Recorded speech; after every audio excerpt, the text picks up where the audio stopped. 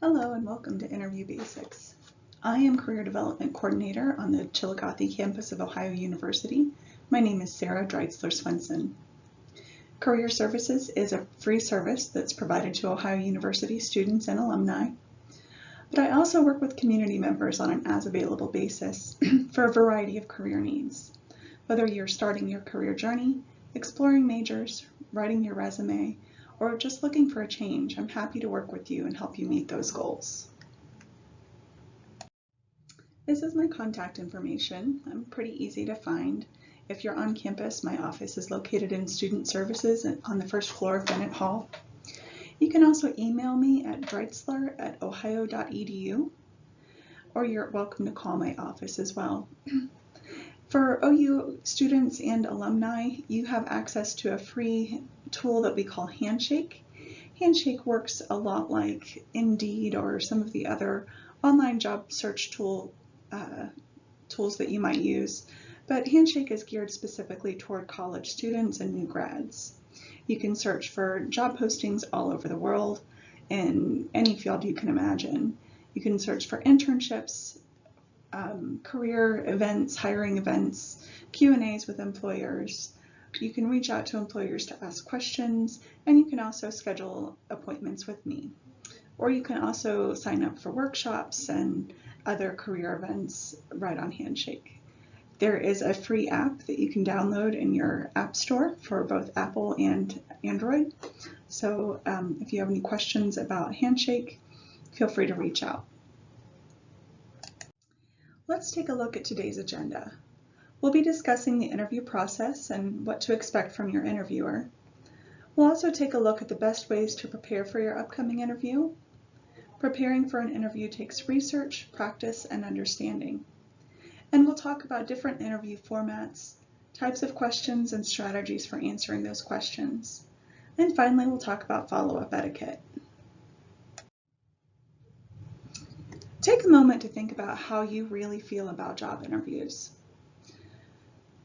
If you don't mind interviews or even enjoy them, chances are that you feel knowledgeable about your field, confident in your skills and abilities, and prepared to show that competence in your interview. If you feel poorly about interviewing, they probably cause stress and anxiety or uncertainty. Preparing yourself with knowledge, good practice, and preparation can help turn those negative feelings into feeling ready to take the interview seat. That's what we're going to work on today. Let's jump right in and talk about the interview process. The goal of the interview is to start a dialogue between the employer and the potential employee to determine if this work arrangement is going to be a best fit for both. Starting a new job is a big commitment for a worker, and hiring a new employee is a big commitment too. Making a poor hire or choosing a job that doesn't fit is a frustrating outcome. Having a thorough and productive interview process can help both parties know what to expect from the position. An interview is a two-way exchange. The interviewer wants to determine if you can do the job, if you'll fit in with the company culture, and if you're the best candidate for the position.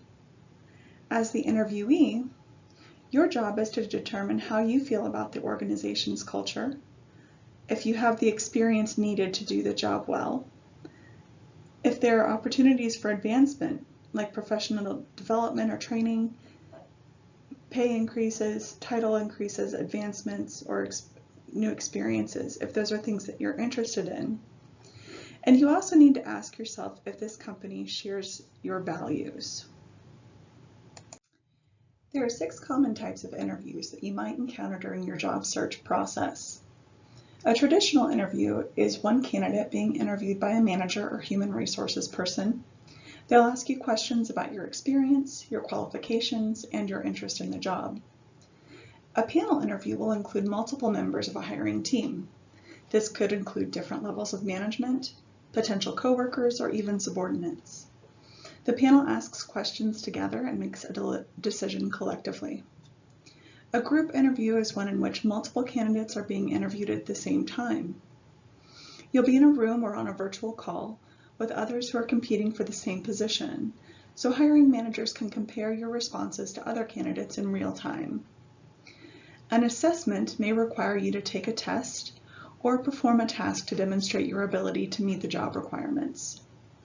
Assessments can be written, computerized, or hands-on. And finally, video interviews require the candidate to use a video platform to record themselves answering questions, explaining a process, or responding to other prompts. Video interviews are often part of the early screening phases of interviewing. There are 3 basic stages to most interview processes. In the screening phase, you'll be contacted either by phone or email. This initial contact is to establish if you are in fact interested in discussing the position. There may be some brief questions to verify information from your resume or application, and for you to ask any general questions about the position or the interview process. The in-person interview can also be done via video call. This is the initial interview where your qualifications and suitability as a candidate will be assessed, and usually by one manager or a small panel. The final round of interviewing is more in-depth. At this point, your qualifications have been verified. Now they're trying to assess your working style and your suitability to fit the culture of the organization. At all stages of interviewing, you should be offered an opportunity to ask questions and be prepared to do so. So let's talk briefly about preparing for your interviews. Chances are that you're not just throwing out resumes like confetti. You know the kind of places that you're applying, and you know a little bit about the jobs that you've applied for and have a basic knowledge of the qualifications needed for each job. Just like studying for a big test in school, though, interviews require preparation in order to be successful. Knowledge is your superpower. Make sure that you know the company that you've applied with. Make sure that you understand the job that you're seeking, and you know how to find out more about the company. You're going to want to do some research. Who are their clients? What is their product? What is their competitor? Are there industry trends that you need to be aware of? Has this company been in the news recently, or do they have a social media presence? Make sure that you take a look at all of their social media, including Facebook, Instagram, if they have a TikTok, and especially their LinkedIn account. Also, make sure that you go to the agency's website as well, and be familiar with all the services that they provide and the things that they present to the public as important to them. Analyze the job description. Carefully read the posting that you have and note the key responsibilities and qualifications required. Be ready to talk about how you can fulfill those responsibilities and how you meet those qualifications. Prepare examples from your past experiences that align with those job descriptions as well. Know the person or the people that you're interviewing with. It's okay to ask when they schedule the interview, can you tell me who I'll be meeting with? And learn a little bit about those people. Again, LinkedIn is a great place to look for information. Know what your strengths and competencies are and be ready to talk about them.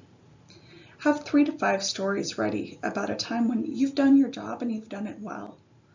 Whether it's experience that you've had as a student or experience you've had in an internship or on the job. Also, prepare some thoughtful questions to ask. Ask about the role, the team that you'll be working with, or the company at large.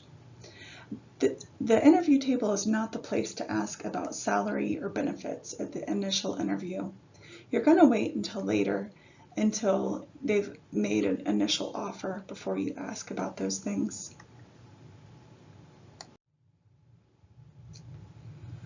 Further preparation is available by scheduling a mock interview with your career coach.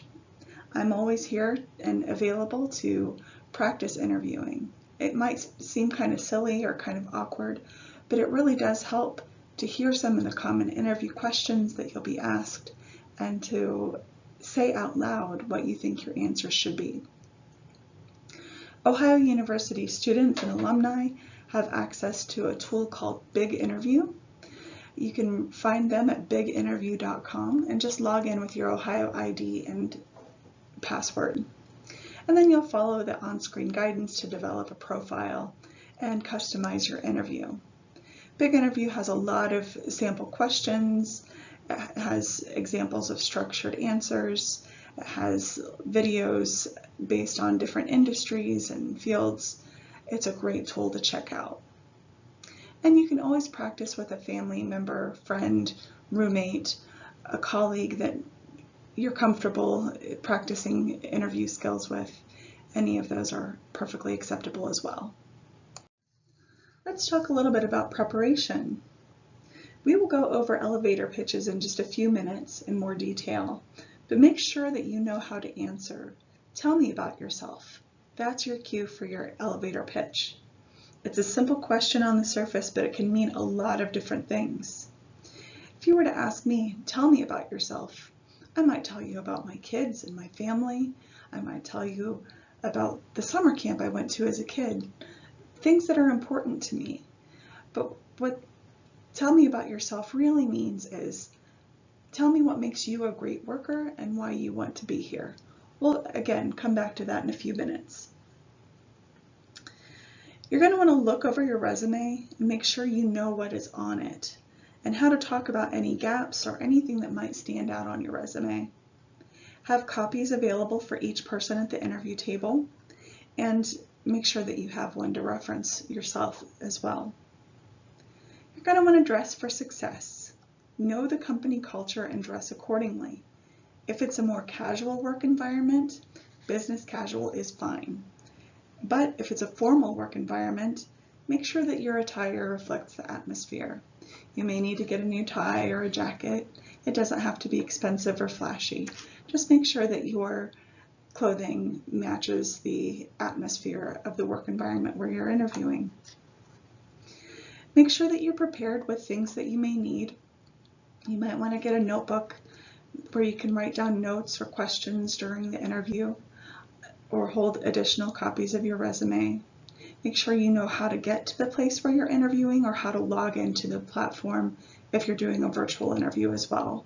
Practice in advance so that you're not scrambling at the last minute with technical problems. Also, make sure that you write down 3 to 5 questions for your interviewer beforehand. Sometimes it's hard to think of questions on the spot at the last minute, so make sure you've written those down ahead. Don't be late. Punctuality makes a good impression, so please plan to arrive 10 to 15 minutes early for your interview. A few things to keep in mind. When you walk into the interview room and meet the person that you're going to be speaking with, make eye contact and smile. Use a firm handshake and introduce yourself. They probably know your name or know who you are, but it's always good just to affirm that you are who they're expecting. Hold out your hand to shake. Hi, my name is Sarah. Thank you for meeting with me today. Be aware of what your facial expressions are doing and your body language. Use tall posture and keep your chin up. Let the person you're talking to know that you are engaged in the moment and you are engaged in being here. Don't slouch and scrunch, because that puts up barriers between you and the person you're talking to. Make sure that you stay open and stay tall. Things to avoid are using filler words like and so, words that indicate that you just don't really know what you're going to say next. Avoid looking at your phone. In fact, I would highly recommend leaving your phone in your car during the interview. Just lock it in there and don't even mess with it. Avoid chewing gum, spinning in a chair, fidgeting, messing with a watch or a pen or a ring. I tend to touch my hair a lot when I'm talking to people, and I didn't realize this until I did a video interview and had to watch myself. So I try to be very aware of it now when I'm talking to people. And if you are doing a virtual interview, make sure that you're aware of what your background looks like. A natural background is preferable to a digital one. A plain wall is really the best way to go. I have an unavoidable window here that I can't really get away from, but make sure that you don't have a lot of clutter or chaos in the background to be a distraction. So now we're going to talk about some interview formats and some types of questions and some strategies for answering those questions. Traditional interview questions are going to focus on specific areas of information about your experience and your knowledge of your field. Your answers should be about 60 to 90 seconds, and the employer's goal here is to get to know you as a candidate, understand how much you understand about the job that you're applying for, and to assess your skills and experiences.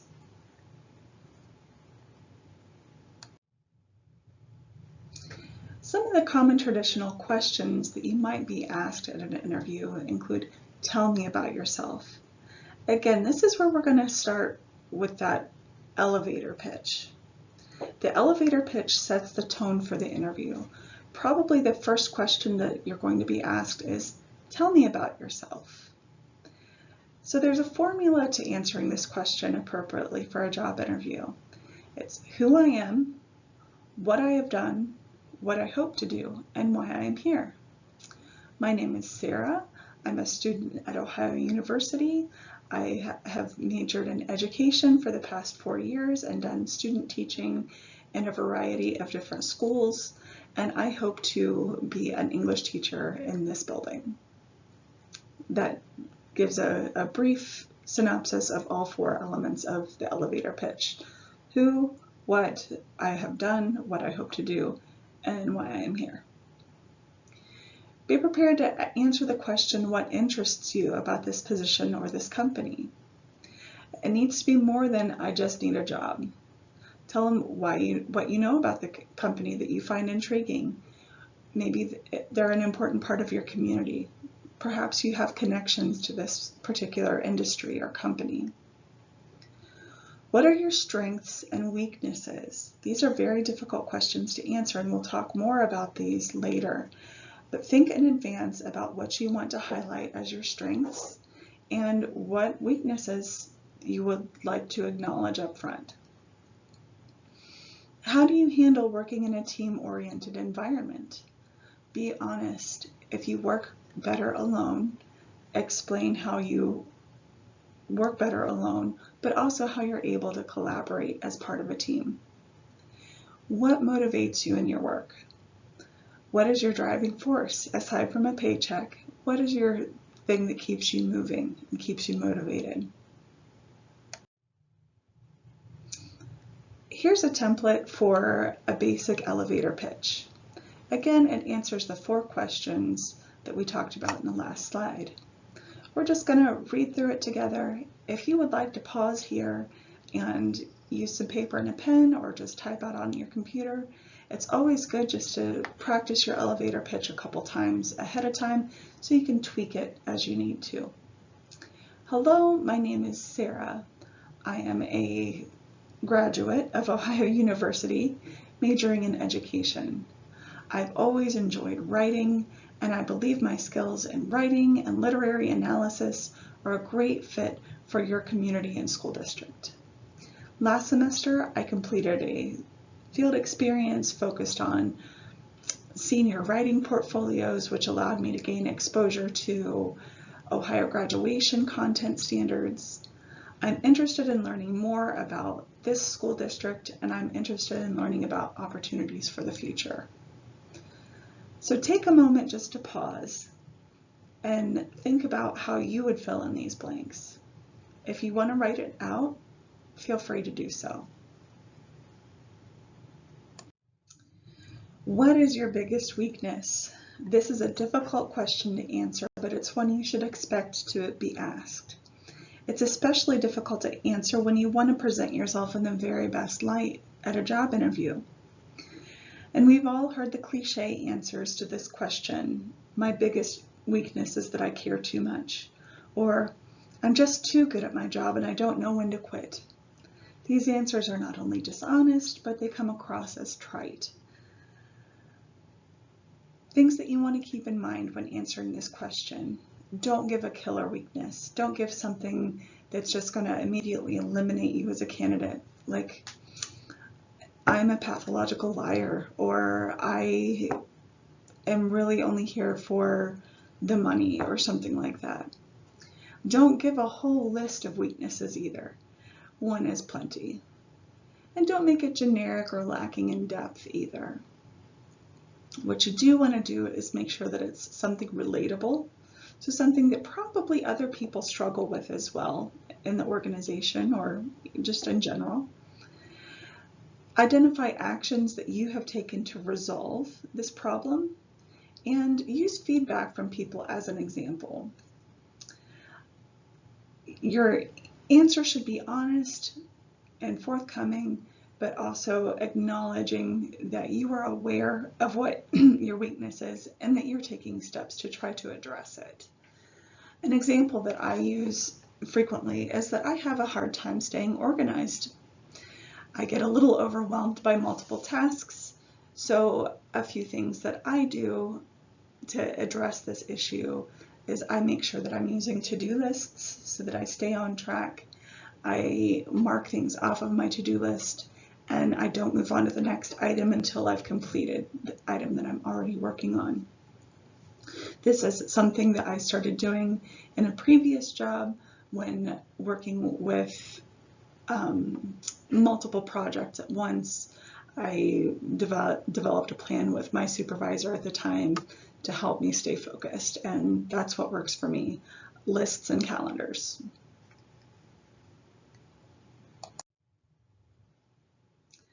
So a few general interview strategies. You're going to want to make sure that you're anticipating questions that are going to be asked, and you're going to be ready for those. Again, this is where a mock interview can be really, really helpful. You can come in and practice answering questions that are typical to most interviews, and even some field-specific interview questions that we can put together, and practice your answer so that you'll know what you want to say and how you want to adjust it. Be concise in your answer. You don't need to ramble on for minutes and minutes. Usually a 60-second answer is plenty. Know how your strengths and abilities align with the position. Be ready to brag about yourself a little bit. It's okay to talk about the good things too. It can be difficult to do if you're not in the habit of thinking about the things that you do well, but it's an important thing to do. And you're going to want to be specific and give stories to back up what you have to say about yourself when possible. So next we're going to talk about the STAR method, which is a great tool to use when giving a story or an example.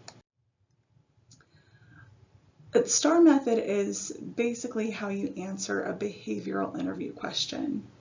A behavioral interview question is when they ask you to tell them about a time when something happened, or describe a situation when.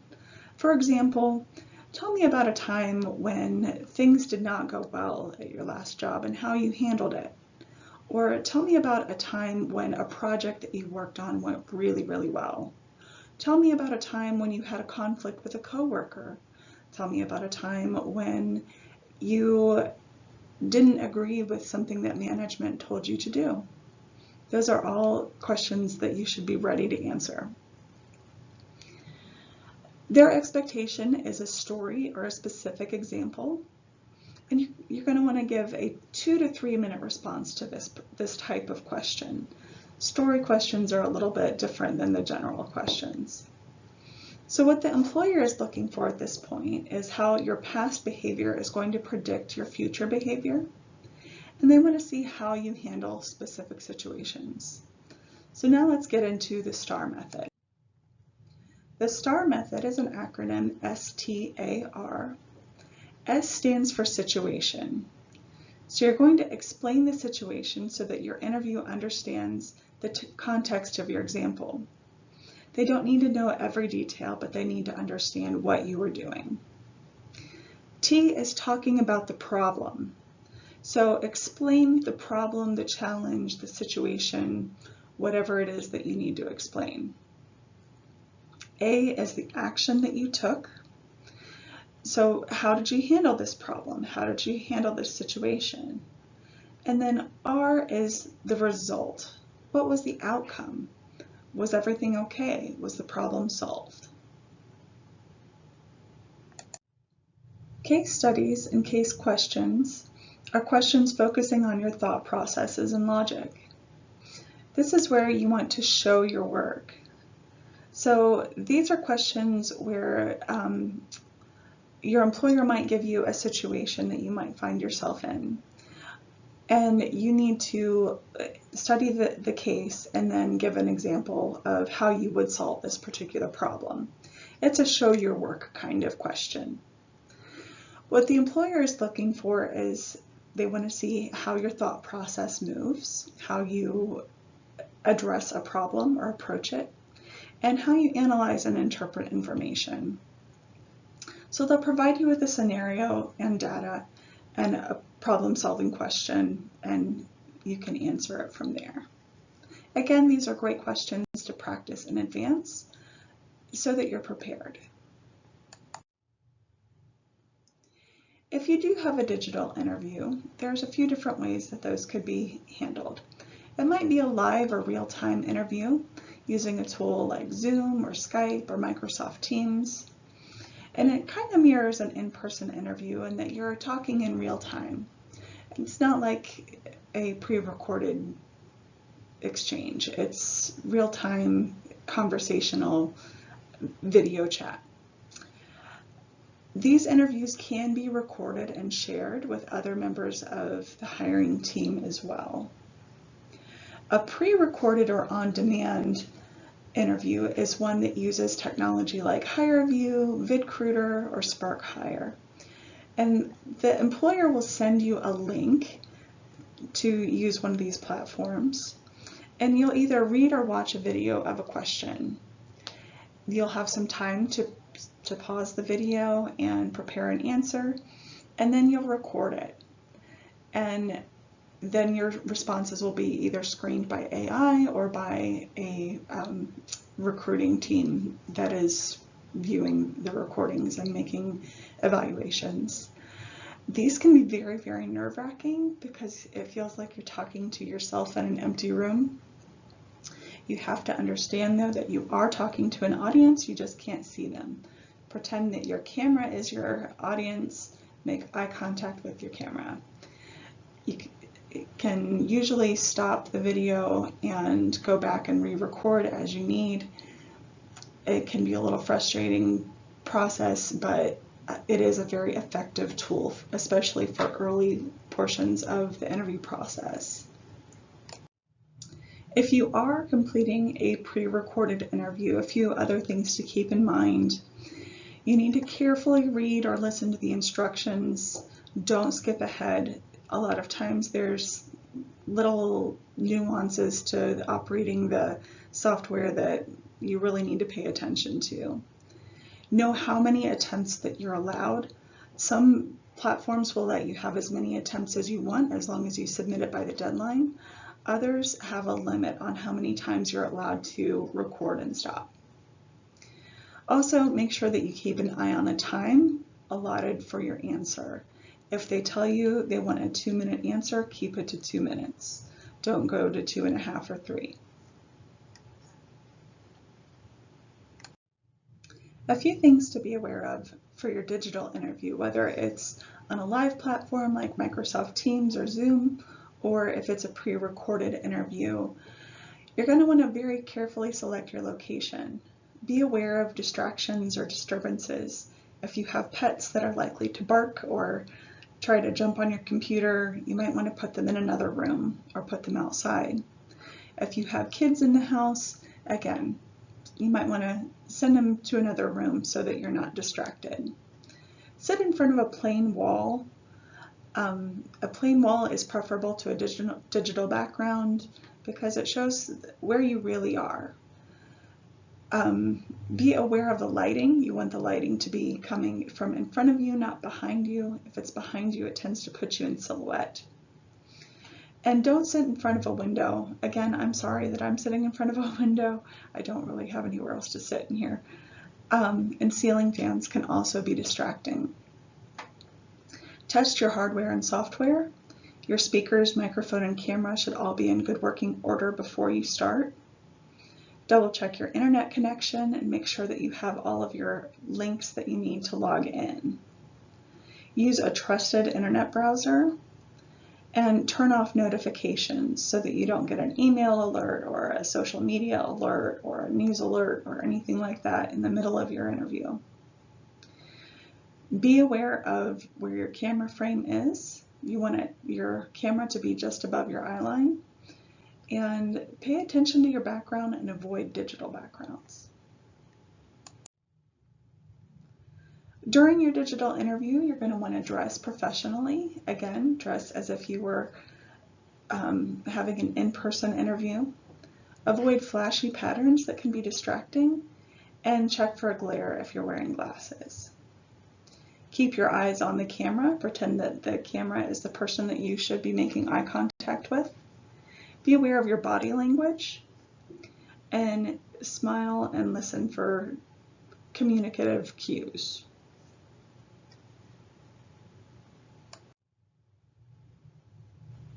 At the end of your interview, whether it's in person or virtual, you want to make sure that you have some questions prepared. You need to prepare between 3 and 6 questions, and usually ask 2 to 4. Make sure they're genuine questions about the company, the environment, the culture of the company, the growth opportunities. Make sure that you ask meaningful questions. A few examples of things that you might ask about are, outside of what the job description is, what is this job really like? Can you tell me about the training? Can you tell me about onboarding? Can you tell me what the overall goal for this project or this company is?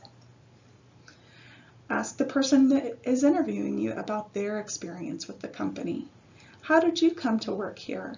What has your experience been like? Can you tell me what the hardest part of this job is? Can you tell me what the best part of this job is? Those are all really good questions to ask. And a timeline. When should you expect to hear back? That's a very fair question to ask. Nobody wants to be left hanging. So when will I hear from you? When do you plan to make a decision? Those are good questions to ask. Again, the interview table is not the place to ask about salary or benefits unless they have put out an offer. Following your interview, you're going to want to follow up with acknowledgement that the interviewer has given some of their time and energy and attention to you in hopes of placing you in this position. A thank you note is the perfect way to do that.